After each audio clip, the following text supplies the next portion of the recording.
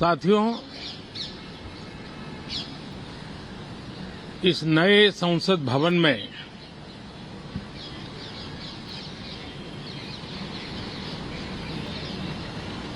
जो पहला सत्र हुआ था, उसके आखिर में इस संसद ने एक बहुत ही गरिमापूर्ण फैसला लिया था और वो फैसला था नारी शक्ति वंदन अधिनियम। और उसके बाद 26 जनवरी को भी हमने देखा किस प्रकार से देश ने कर्तव्य पथ पर नारी शक्ति के सामर्थ्य को, नारी शक्ति के शौर्य को, नारी शक्ति के संकल्प की शक्ति को अनुभव किया। और आज बजट सत्र का आरंभ हो रहा है, तब राष्ट्रपति द्रौपदी मुर्मू जी का मार्गदर्शन और कल निर्मला सीतारमण जी के द्वारा इंटरिम बजट एक प्रकार से ये नारी शक्ति के साक्षात्कार का पर्व है। साथियों, मैं आशा करता हूं कि गत 10 वर्ष में जिसको जो रास्ता सूझा, उस प्रकार से संसद में सबने अपना अपना कार्य किया। लेकिन मैं इतना जरूर कहूंगा कि जिनको आदतन हुड़दंग करने का स्वभाव बन गया है, जो आदतन लोकतांत्रिक मूल्यों का चीरहरण करते हैं, ऐसे सभी माननीय सांसद आज जब आखिरी सत्र में मिल रहे हैं, तब जरूर आत्मनिरीक्षण करेंगे कि 10 साल में उन्होंने क्यों किया। अपने संसदीय क्षेत्र में भी 100 लोगों को पूछ ले, किसी को याद नहीं होगा, किसी को नाम भी पता नहीं होगा जिन्होंने इतना हुड़दंग हो हल्ला किया होगा।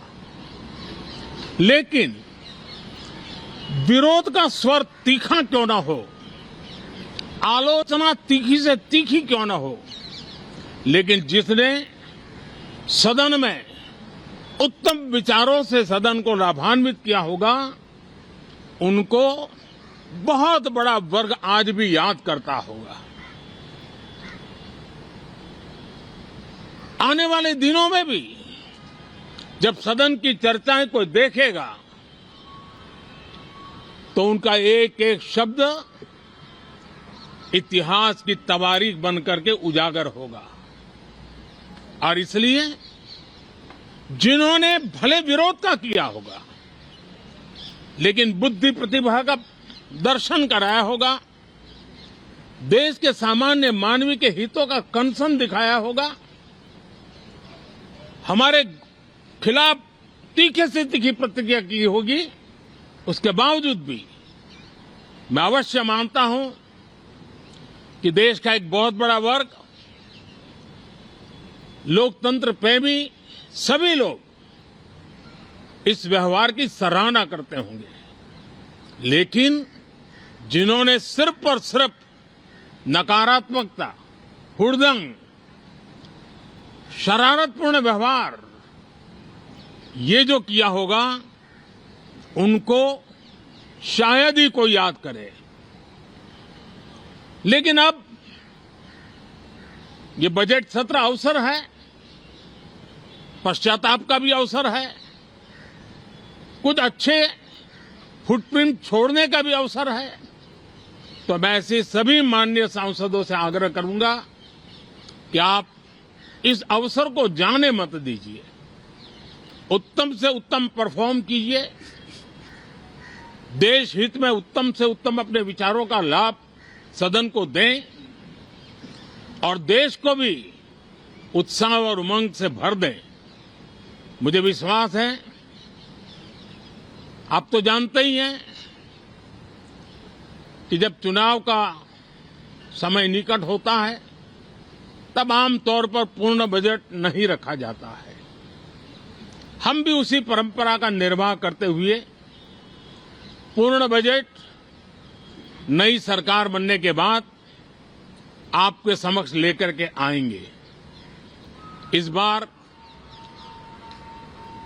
एक दिशा निर्देशक बातें लेकर के देश की वित्त मंत्री निर्मला जी हम सबके सामने कल अपना बजट पेश करने वाली है। साथियों, मुझे विश्वास है कि देश नित्य प्रगति की नई नई ऊंचाइयों को पार करता हुआ आगे बढ़ रहा है। सर्वस्पर्शी विकास हो रहा है, सर्वांगीण विकास हो रहा है, सर्वसमावेशक विकास हो रहा है। ये यात्रा जनता जनार्दन के आशीर्वाद से निरंतर बनी रहेगी। इसी विश्वास के साथ फिर आप सभी को मेरा राम राम। तो अपने संबोधन की शुरुआत राम राम से की और अंत भी राम राम के साथ किया। 2024 की राम राम के साथ प्रधानमंत्री मोदी ने संसद में हुड़दंग करने वालों को संदेश दिया और ये कहा कि आपने सिर्फ समय व्यर्थ किया है। 10 साल में आपने जो भी हुड़दंग किए हैं कोई आपको याद नहीं रखता और ना ही आपके संसदीय क्षेत्र के लोग ही इस बात से सहमत होंगे। फिर उन्होंने जिक्र किया किस तरह से पिछले सदन में एक बहुत ही उत्तम जो बिल था वो पास किया गया, नारी शक्ति वंदन अधिनियम, और आलोचना तीखी हो पर हुड़दंग न करे। एक बार फिर ये सलाह दी प्रधानमंत्री ने। तो अंतिम सत्र पश्चाताप का होता है और इस पर पश्चाताप किया जाए, इतना कि नहीं कुछ लोग आदतन हुड़दंग करते हैं। प्रधानमंत्री नरेंद्र मोदी ने इस बात का जिक्र किया। क्या कुछ कहा पीएम मोदी ने, आपको एक बार फिर सुनवाते हैं।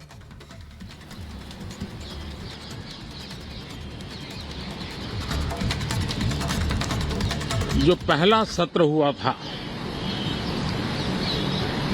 उसके आखिर में ये संसद ने एक बहुत ही गरिमापूर्ण फैसला लिया था और वो फैसला था नारी शक्ति वंदन अधिनियम। और उसके बाद 26 जनवरी को भी हमने देखा किस प्रकार से देश ने कर्तव्य पथ पर नारी शक्ति के सामर्थ्य को, नारी शक्ति के शौर्य को, नारी शक्ति के संकल्प की शक्ति को अनुभव किया। और आज बजट सत्र का आरंभ हो रहा है, तब राष्ट्रपति द्रौपदी मुर्मू जी का मार्गदर्शन और कल निर्मला सीतारमण जी के द्वारा इंटरिम बजट एक प्रकार से ये नारी शक्ति के साक्षात्कार का पर्व है। साथियों, मैं आशा करता हूं कि गत 10 वर्ष में जिसको जो रास्ता सूझा उस प्रकार से संसद में सबने अपना अपना कार्य किया। लेकिन मैं इतना जरूर कहूंगा कि जिनको आदतन हुड़दंग करने का स्वभाव बन गया है, जो आदतन लोकतांत्रिक मूल्यों का चीरहरण करते हैं, ऐसे सभी माननीय सांसद